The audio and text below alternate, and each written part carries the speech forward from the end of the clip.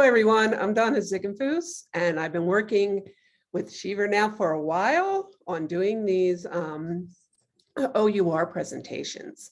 So today I'm going to give you 5 strategies to help you get started with doing library research. I've put a document in the chat. I may need to add it again, because I think a few people have come in since then, but I'll get that done so that we can, as we go through here. I'm also going to put some links in the chat for some online library resources, which you may or may not know about. But before we start, could you put in the chat what area, what discipline you're in, or what program you're in, so I can get an idea of what databases to show you. We're going to do kind of a walkthrough of some resources. So I'll look at where you are and maybe we'll decide on which databases by who's there. Okay. All right. So I'm going to share my screen.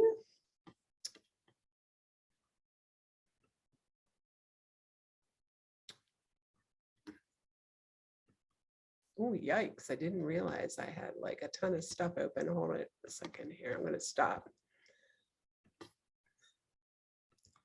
I'm using a Firefox browser today because I've been having some trouble with Chrome and Web of Science, and I didn't know if we would need to use Web of Science today. So, all right, so now let me try this again.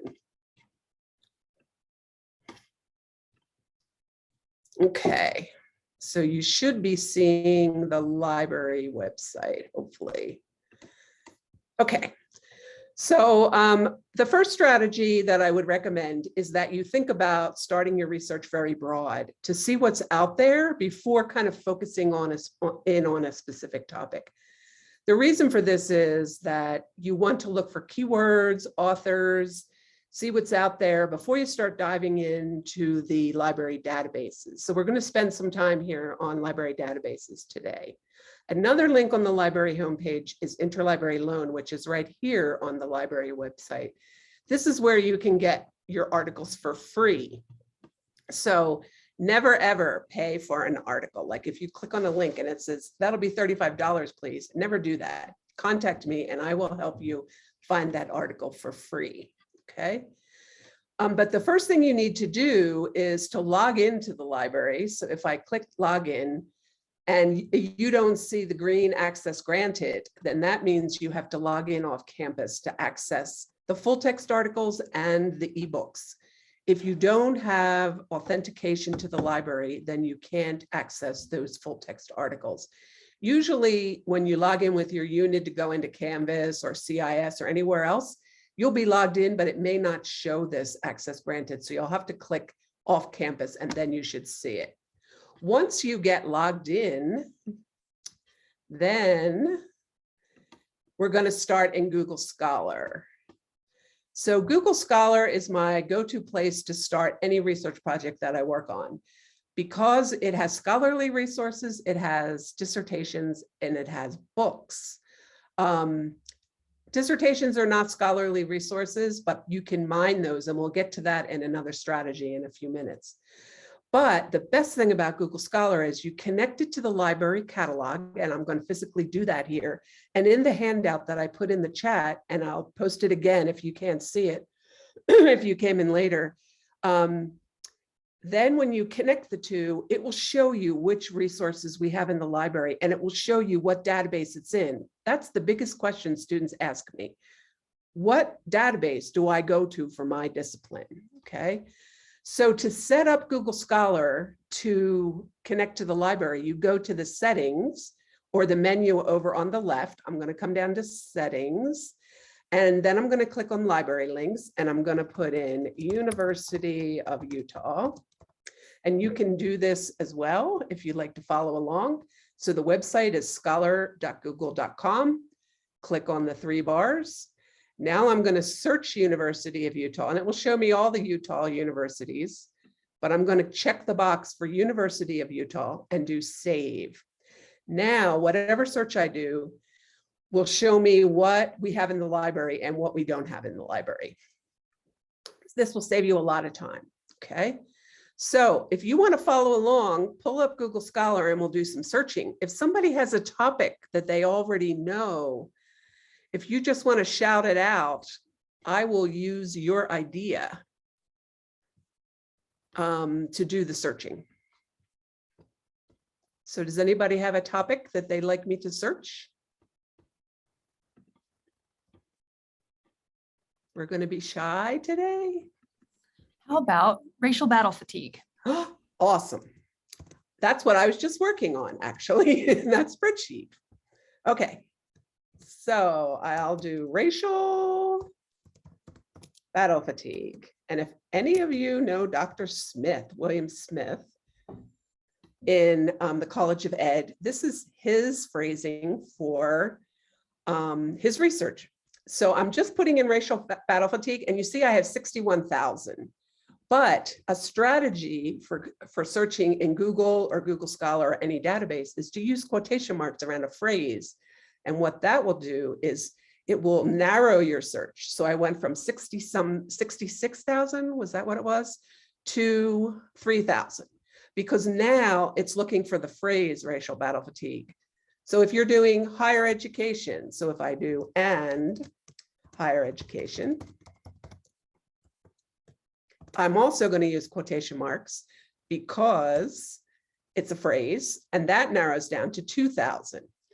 So what I like about starting in Google Scholar is, and this is the going broad, you're searching not just the library resources, but you're searching international literature. Over on the left, I could customize my dates, but I'm not going to do that right now. But you could say, I only want to see the last 4 years, 5 years. You can put in a custom range. If you wanted to do that. If you're looking for patents, you can include patents in your searching. I'm not going to do that. I'm going to include citations though. So on the right-hand side of the text, you see links. So this article is posted on a website called academia.edu, which is kind of a Facebook for faculty where sometimes they post articles or preprints of their articles. So you might be able to access that. So the library doesn't own a copy of this, but you could click on this PDF and download this article if you wanted to. This one down here is in the SAGE database, sagepub.com, and it's also available in the library. So if I click on Get It at UU, it will take me directly into the library and it will show me that article, maybe sometime today.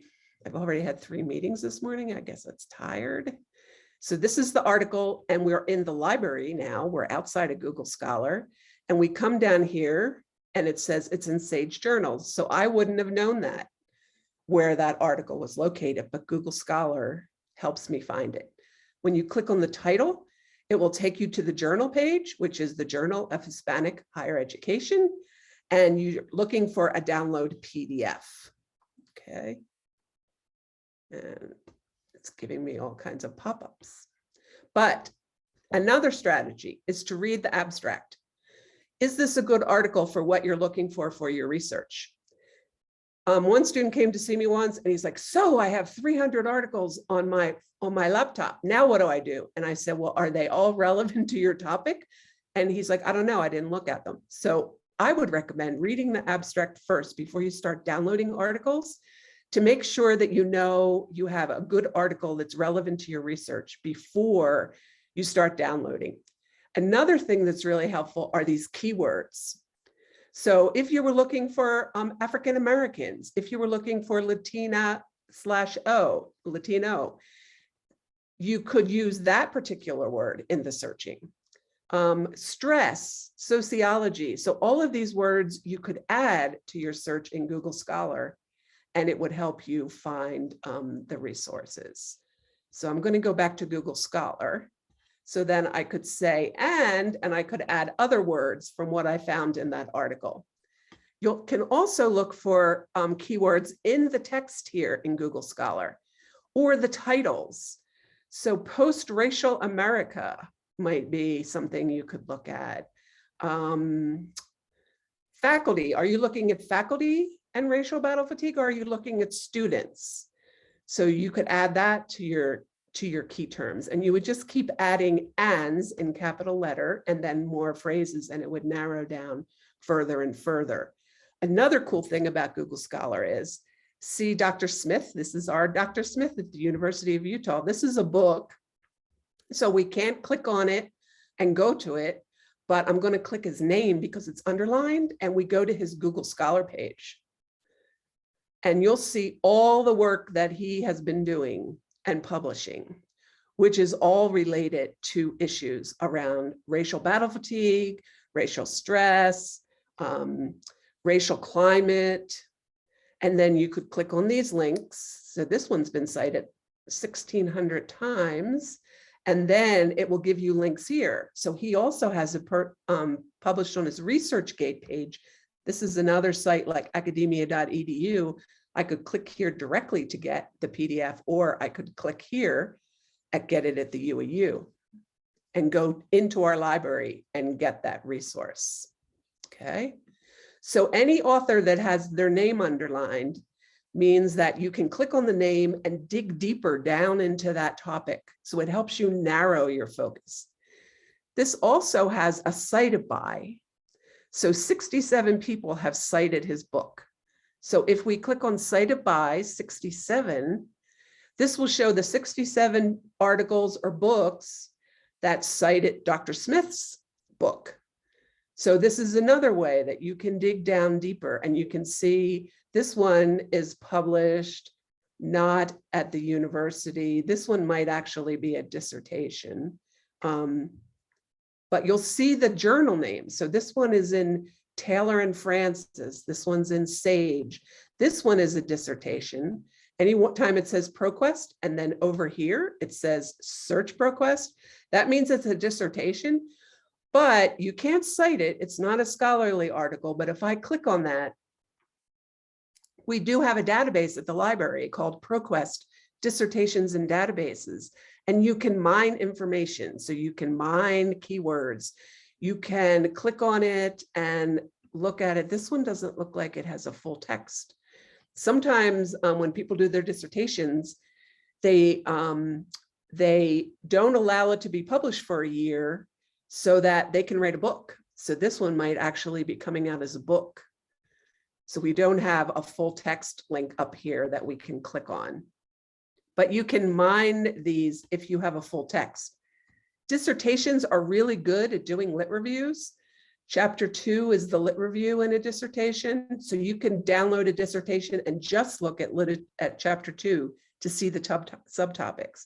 You can also scroll down to the very bottom, and there's usually like hundreds, literally hundreds of references.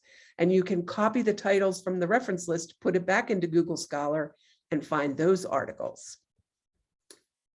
Okay, so the last thing about Google Scholar is this little cite link. So if I click that, I see the citations in different formats. So for you psychology people, you'll be using APA.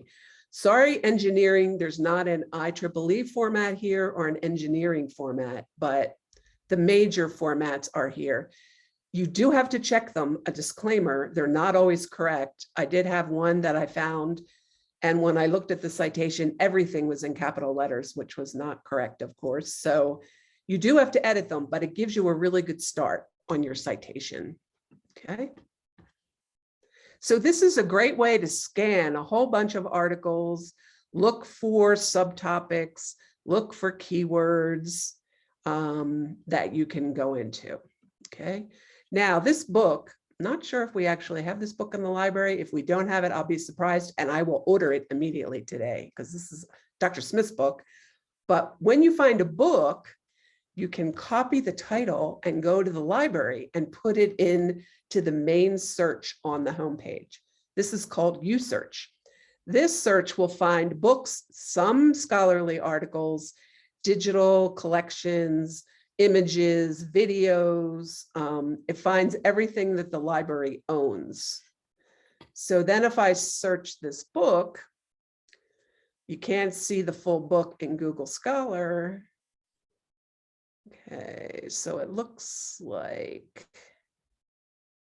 this is why another reason why I like Google Scholar because you can't see like all of the information on this homepage. I have to like click on it. I think this is it. Let's see. So I'm going to click on the title. This is not it. This is another book about racial battle fatigue, though. So even though it's not Dr. Smith's book, we can go in and take a look at it. So I'm going to click on the ProQuest ebook link. Ebooks are great in that you can read them at home at 2 o'clock in the morning in your pajamas, but you can't download the whole book. Even though it says download book here, it puts the book into a proprietary software so that after a few days or after your time is up, it disappears. But you can read it online and it looks just like the regular book. So you could go through here and read this book. Another nice thing about ebooks is, I'm going to just put Smith in here. Let's put W. Smith. So this will show me everywhere that Dr. Smith name will come up. This is W. Oh, I should have put it in parentheses because I used it as a phrase, but it's not coming through. But it will show you where his name comes up. So it might be in the references.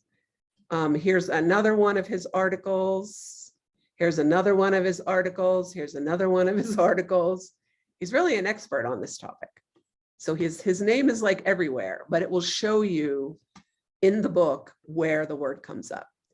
You can download pages from a book, chapters. So in this book, you can download up to 95 pages.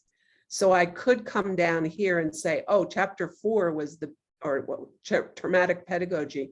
This chapter was a big chapter with all of his references in it. So I might want to download that one. So I can just download that chapter. And it will allow you to do that until you reach the 95 page limit, okay?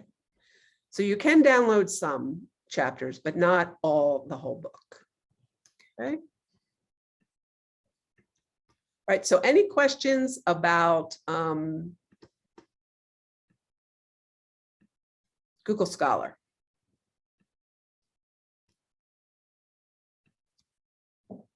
So I recommend starting here. It's just really easy to read.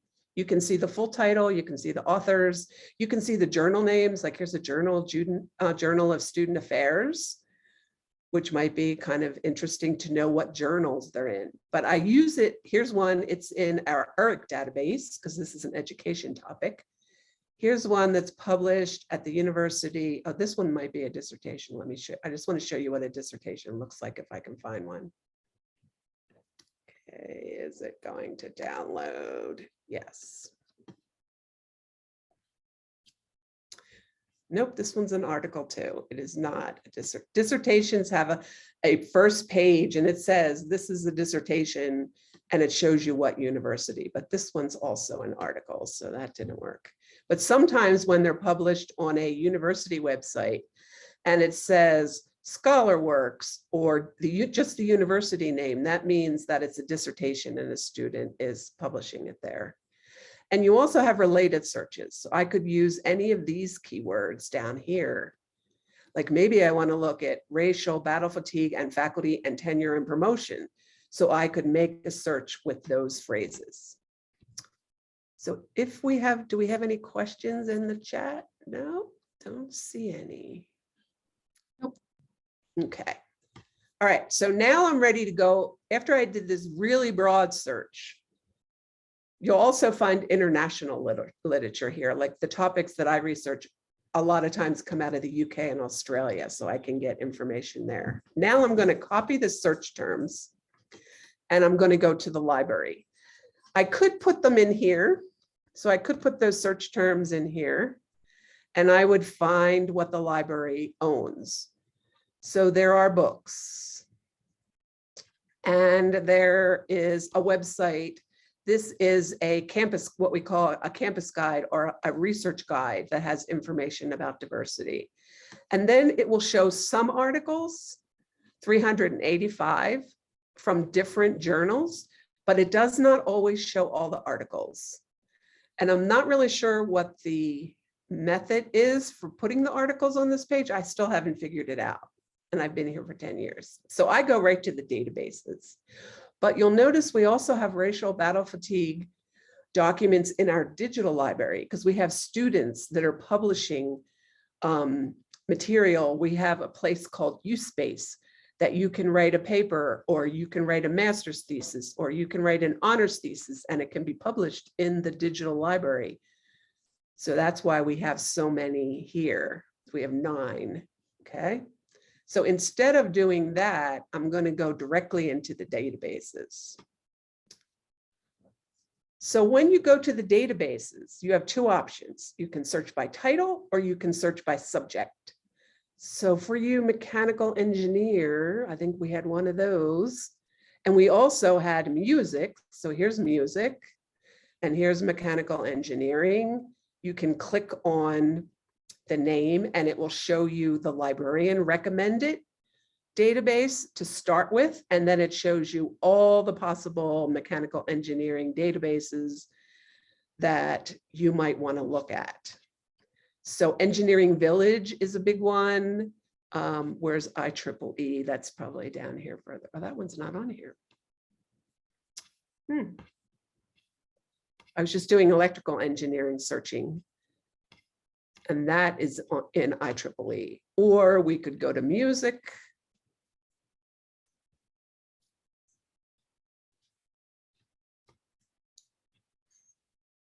And these are all the possible databases that you can search related to music. Okay. But I'm going to start with a database called EBSCOhost. So if any of you are from Utah, when you were in high school, you used EBSCOhost. You'll recognize this when you see it. Only our EBSCOhost is kind of EBSCOhost on steroids. So we have a lot more data sub-databases inside of this. So I'm going to click on there. And even for engineering and music, this database, Academic Search Ultimate, which is one of the sub-databases, really broad topic, will work for you. You should be able to find something. I always find something when I search in Academic Search Ultimate. So instead of going through this really long list, which is really hard to read, I'm going to just click on the first one and say continue. And then I'm going to put my key terms again that I designed while I was in Google Scholar, and I'm going to search here. You're going to find less here, because this is proprietary material that's very topic specific. So it's not as broad as the Google Scholar searching is. So we have 19 items from this one database. And you'll see it looks similar to Google Scholar here. You have your title, you have subject terms here. So you could take a look at these and see if any, and this is an interesting title. I would have become wallpaper had racism had its way. That's kind of it. So it's pulling up like merchant wholesalers, glass and wallpaper, which isn't about that at all, but it's kind of strange that that's the topic. So we have 19. But I'm going to add more databases. So we just are searching Academic Search Ultimate. But if I click choose databases from here, this gives me the list in a much more manageable list. I don't have to scroll pages and pages. So for the psychology major, these are your 2 big databases, APA Psych Articles, APA Psych Info. So you're lucky your big databases are in this one database and you can select them together. Education Full Text and ERIC. There's 2 education databases. And there's one over here that I also use, Professional Development Collection for psychology and education. For engineering, it depends on what type of engineering you're doing. If you're doing electrical engineering, bioengineering, these are medical databases. So you would want to make sure that you select this Academic Search Ultimate, which will show you a lot of stuff. You also might want to look at legal collections for engineering. So if you're doing patents or legal issues related to engineering. Okay. Music, I think there is a music index is here.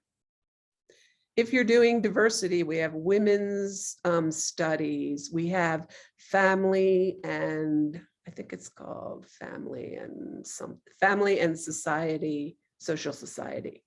So that's enough for now. Then I'm going to say, okay, now I'm going to be searching all of those databases. So I only had 19 in my first search with academic search ultimate, and now I have 41. Okay. This thing on the left-hand side is called our faceted search. This lets you narrow down your search by date. If you're only looking for peer-reviewed articles, you can check this box, but I'm not going to do that right now. But see this one, this is a conference proceeding paper. It was presented at an education conference. If I check that scholarly box, it will disappear. I just wanted to show you different icons. There's also books in here. EBSCO hosts ebooks. And if I check that scholarly books, that will disappear. It doesn't make sense to me that books aren't considered scholarly sources, but that's the way the databases go. Sometimes you'll see videos, sometimes you'll see reports. Sometimes you'll see what are called ERIC reports. Those are not scholarly either, even though they come from the education database. I don't see any other different kinds. But at the bottom of this menu, it shows you how many were found in each of the databases. So this is another way that I try to figure out where the material that I'm looking for is located. So this one is definitely in the psych and the education literature. Okay. There's another way here under thesaurus terms that I can search other phrases that I might want to search. You could narrow down, and there's only 7 that are about higher education, but I don't usually narrow down with this. I look for words, like maybe social justice or African-American college teachers. I would like copy these terms, racial identity of African-Americans. So you can find some really nice keywords in this thesaurus list to help you manage. But we're doing a general search, but we might be able to increase our search by using what's called an advanced search. So if I click on advanced search, now I don't need these quotation marks anymore and the ands, because the advanced search will do that for me. So I'm just going to put one term in each field. So I'm going to do racial battle fatigue in the first field with I don't need the quotation marks because it's in its own little search field. Here's the and. So here I'm going to do higher education. And this is another cool thing about EBSCOhost is it will give you options. So these ors, higher ed or college or universities, will broaden your search. So if I was in Google Scholar, I would have to do those ors in capital ors and quotation marks around higher education, but this one will do it for me. And let's do students. And it will ask college students, higher education, further education, or do I want, what kind of students do I want? And then I can click search. So now we're up to 106. I always find more when I do an advanced search because you can do these little ors. Like for example, if I was doing, I'm just going to put in mechanical engineering. It doesn't really meet up with this topic, but so if I do that, it will give me possible other words that I could put with engineering, which would broaden my search and make it wider for me. So I really like this advanced search feature. Then when I find an article that looks interesting, I can click on the topic, title. It takes me to the abstract page again. Here's the subject terms. So this one is about Mexican-American students, and Black students, so it must be looking at both. It's about racial microaggressions. That might be a phrase I could use to search. And then I'm looking for either the linked full text or the PDF link to download that. This database also has a site. So if I click site, I can look at some of the basic citation formats. So here's APA. That's what I write in because I am the education librarian. So you education and psychology people, I'm your librarian. For the mechanical engineering, we have a special librarian for that. And I will show you the page to find those when I get done here. Okay, so this is EBSCOhost. So what I like about EBSCOhost is you can combine databases and search them all together.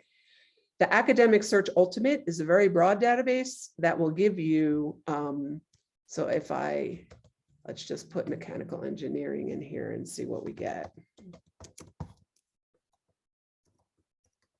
Without even a topic. So we have 726,611. So you would definitely need to have an "and" word in here and narrow down.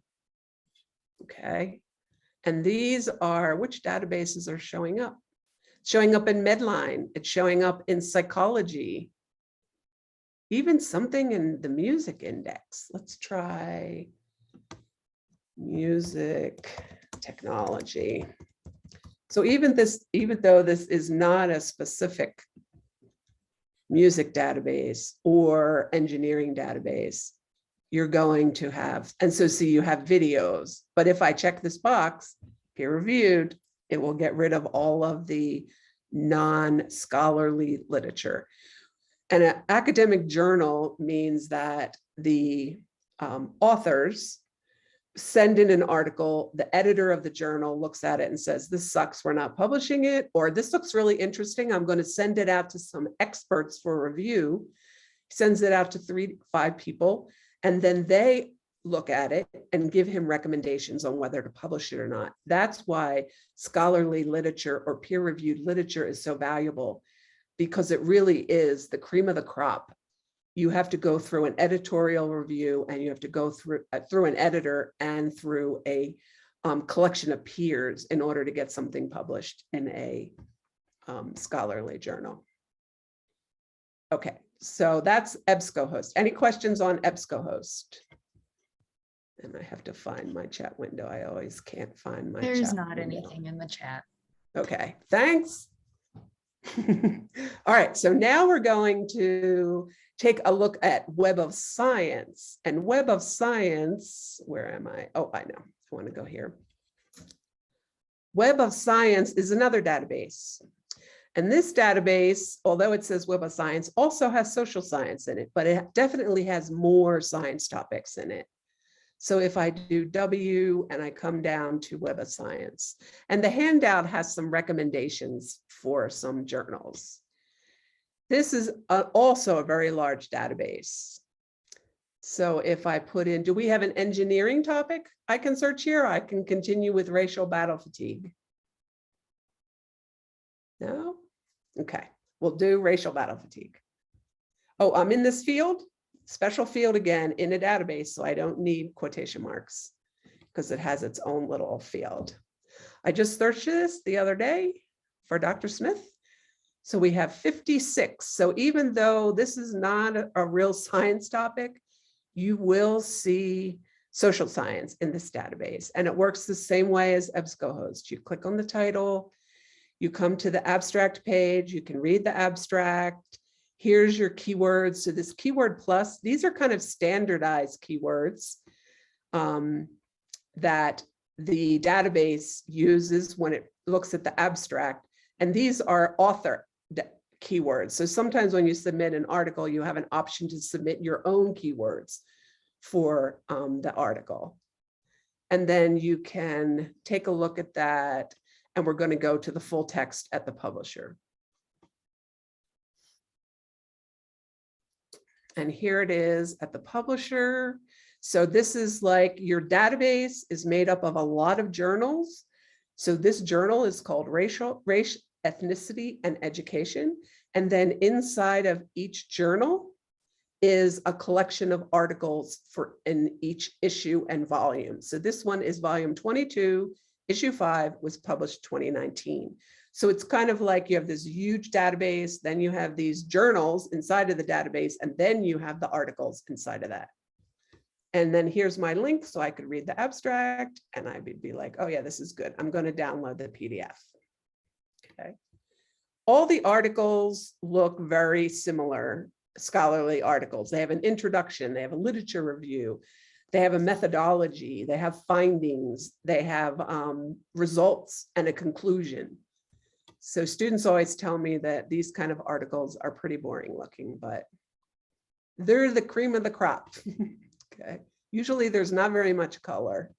There are charts and diagrams. So you can see, you can also check the citations from this database too. So it's been cited 12 times and there's 65 references. So if I click on that, I see all 65 papers and books that was used to write this article. Okay.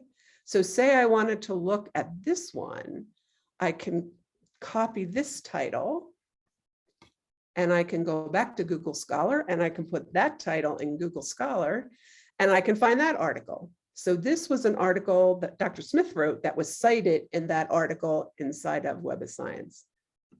Okay, so here's the article and it's written by Dr. Smith is one of the authors, but he also has something that's cited there.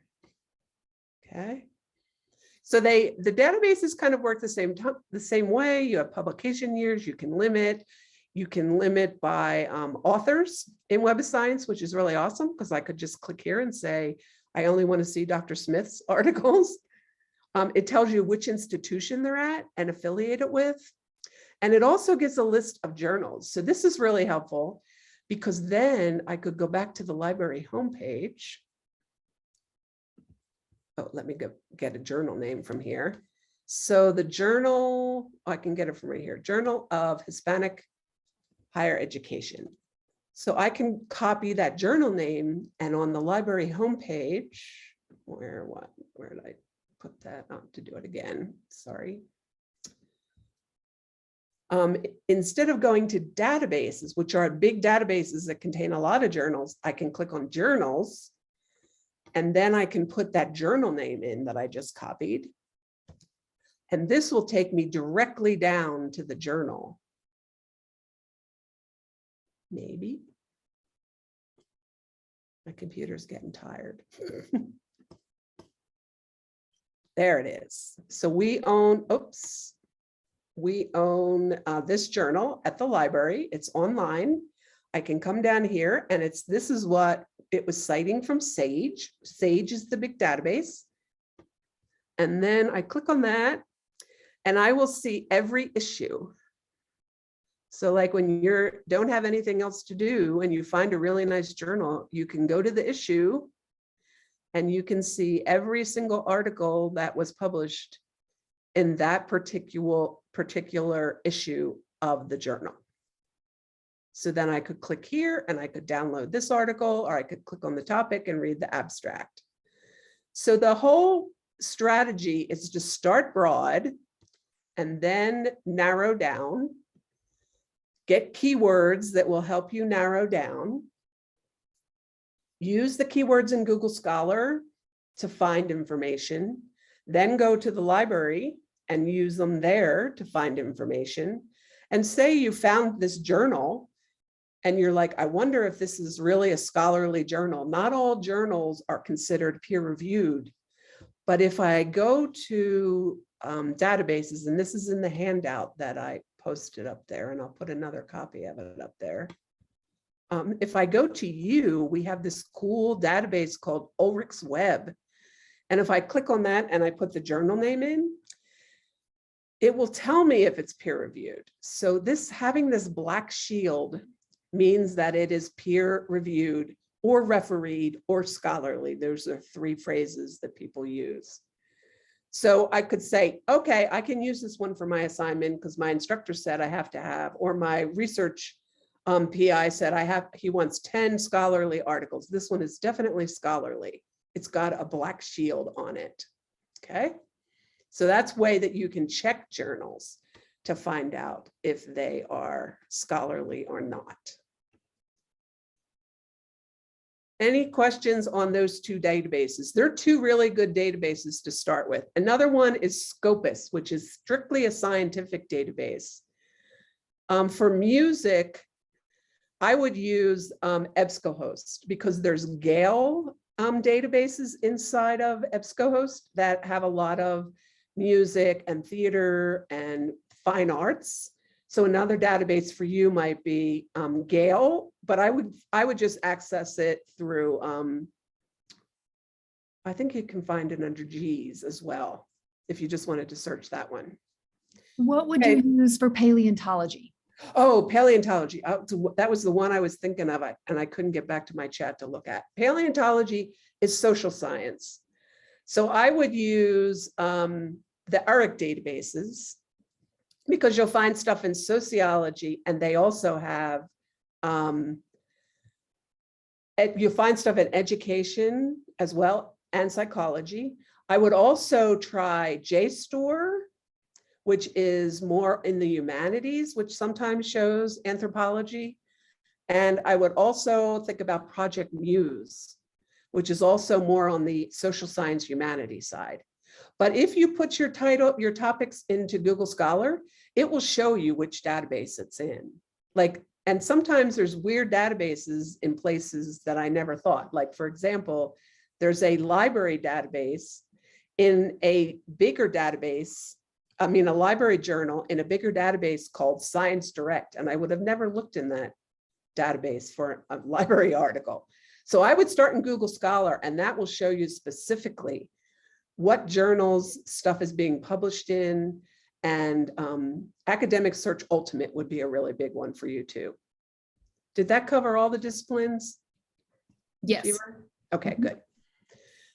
Okay, and now, so this interlibrary loan is important because if you find an article in Google Scholar and we don't have a full text, you can click login, and the first time you use this, you'll have to fill out a form. But since I've already used it, I go directly to the application.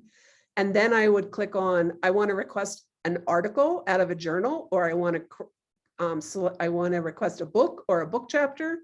And you just fill out the form wherever the red asterisks are and click submit, and they will make a PDF for you and send it to you. It can be anywhere from 20 minutes to 3 days. It depends on how difficult it will be to get the article, on how long it takes. So this isn't something you do at the last minute, the night when you're finishing up a paper.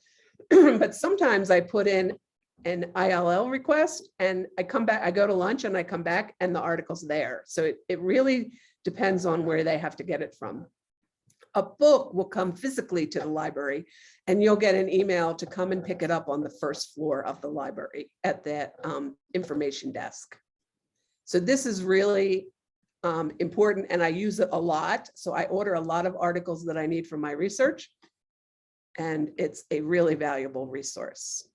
We also have these things called research guides, which are over here, and these are guides created by librarians. Oh, I want to show you too where you can find your librarian. But if you put in, so let's put in anthropology here. Did I spell that right? Yes. So there are research guides for every discipline, and Marie Pava is your librarian. So you could just click here and say, and email her if you have questions about finding resources in anthropology. Let's find the mechanical engineering one, because I think it is Mark England, but the engineering ones are like divided up. Mechanical engineering. Was there another engineering other than mechanical there? It's April Love is your librarian. So, we have 2 mechanical engineering, but one of them said that they are doing biomedical research. okay. So we have a biomedical librarian too, who I think is Tali Kasuchi, but we'll check it. So this is April's, this is kind of like a cheat sheet that you can go here and you can find books on the topic. You can find articles. So she says, she recommends what databases you should look in, standards, patents. So writing and citing, this would have your IEEE style resources in it, which aren't like in the main databases because it's a very specific format. Let's do biomedical engineering. Go back here. I think it's Tally.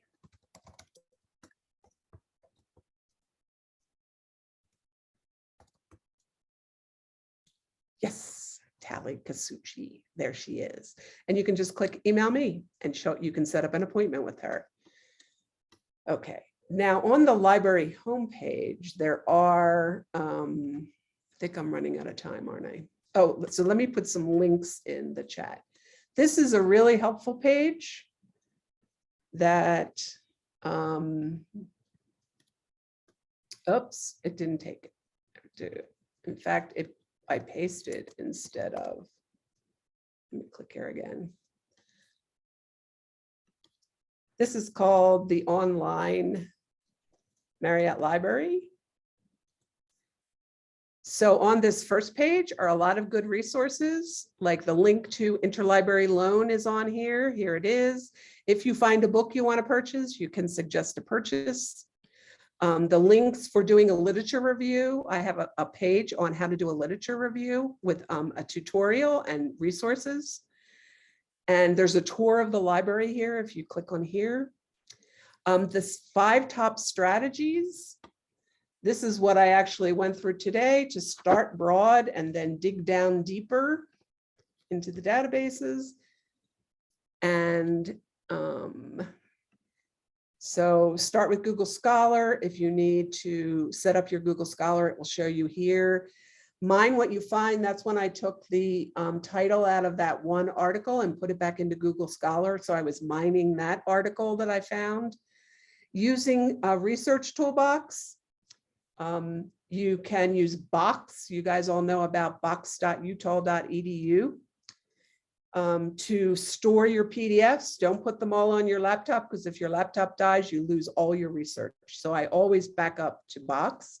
So you might want to use, and this will talk about all the different tools. So if you click on these links, it will take you to a page. Citation management tools, if you're using those in your research group, Mendeley, Zotero, EndNote, there's a link here to show you the feature of those, and there's tutorial links for each of them as well.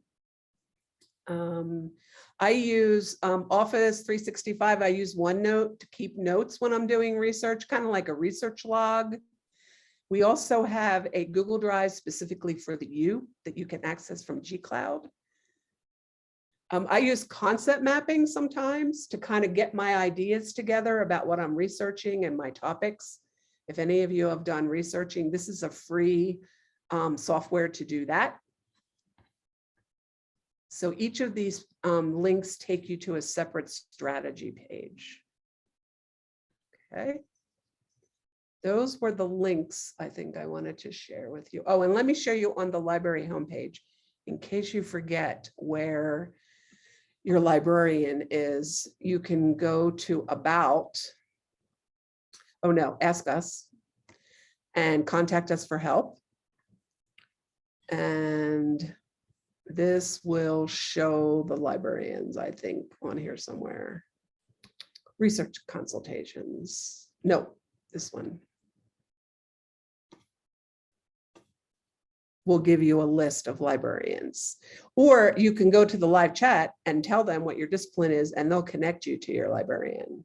Oh, no, that's not it. So you can go to the live chat. They replaced the librarian list with this consultation list. This is kind of interesting. So I guess then you can put in your topic. That used to be a list directly to the list of librarians. All right, I'm going to stop sharing because I want to leave some time for questions. So what questions do we have? I'm going to put my email into the chat.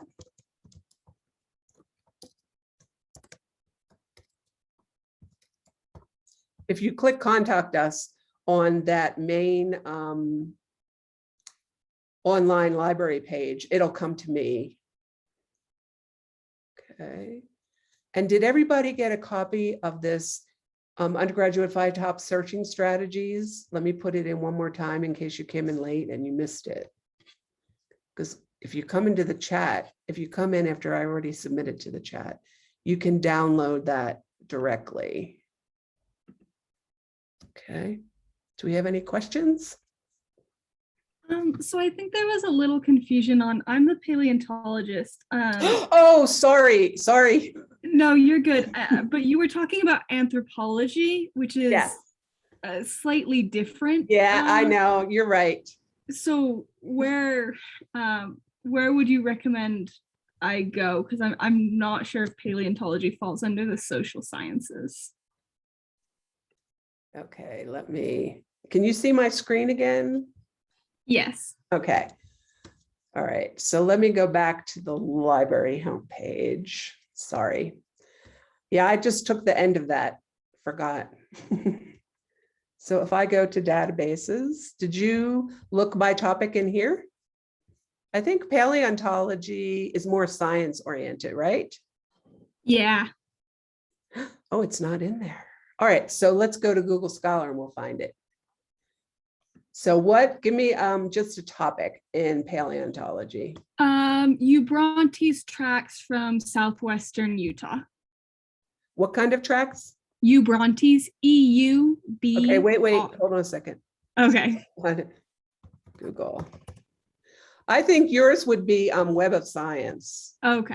Would be a place for you to go, and also the Academic Search Ultimate. Okay, so could you spell that? No, E-U. Okay. B-R-O-N-T-E-S. It's that first one that came up. Oh, okay. All right, so Taylor and Francis Springer, which is a science journal.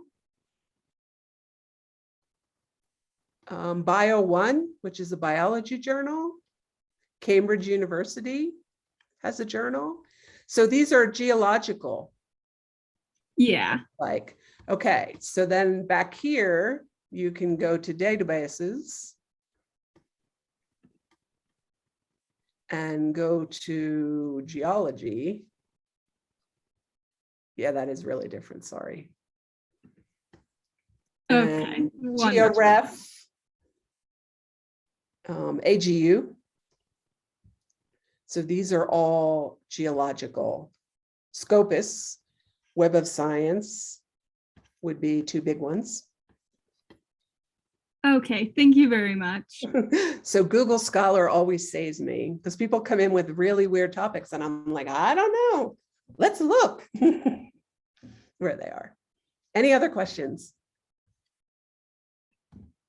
What other resources exist in the library that students probably don't know about, but will use in their research or could use in their research? So we have special collections. So if you're doing primary research, especially in the Utah area, there you can go to the library homepage and put special collections into the search on that homepage. Those resources are not, you cannot take them out of the library, but you can go up to the 4th floor in the library and use special collection resources.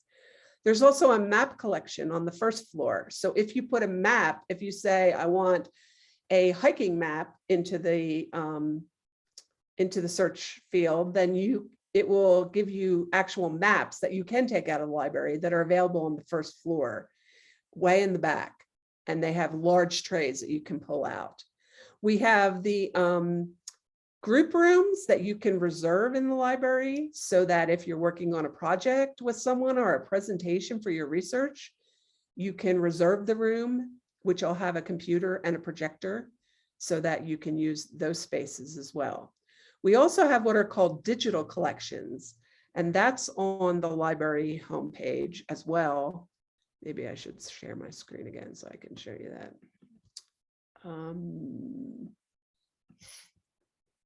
So the digital collections have collections of resources. I was working with a student who was doing research on the Japanese internment camps in Utah. And that we actually have a collection on that. We have a ski collection, historical ski collection.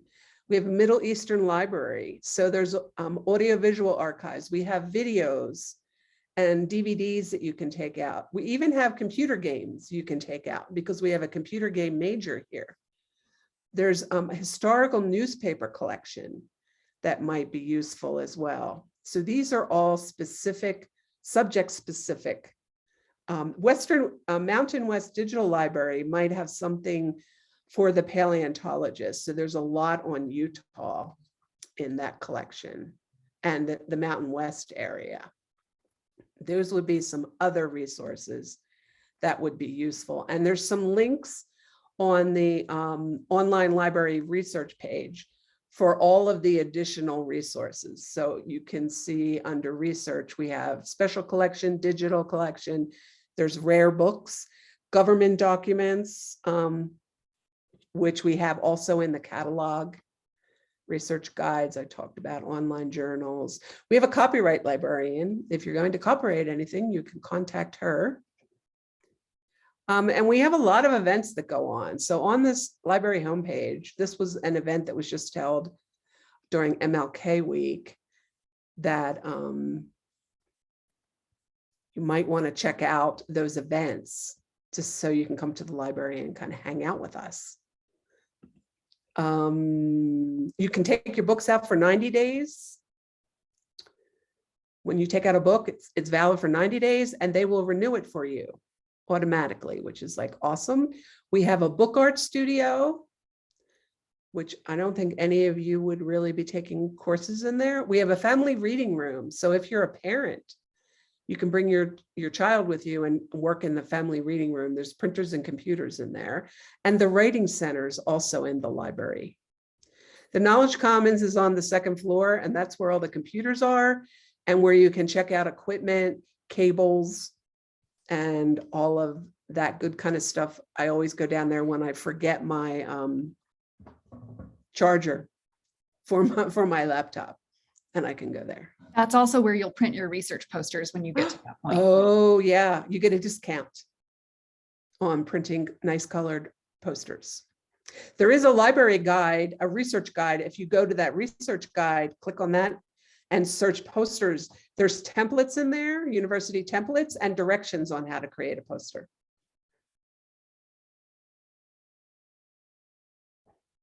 Okay, let's see. Anything else?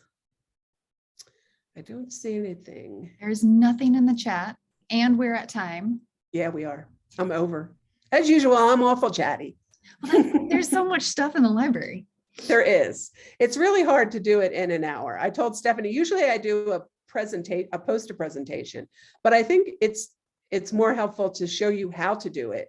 Mhm. And then you'll be able to find the resources that you'll be able to find out what is in the library.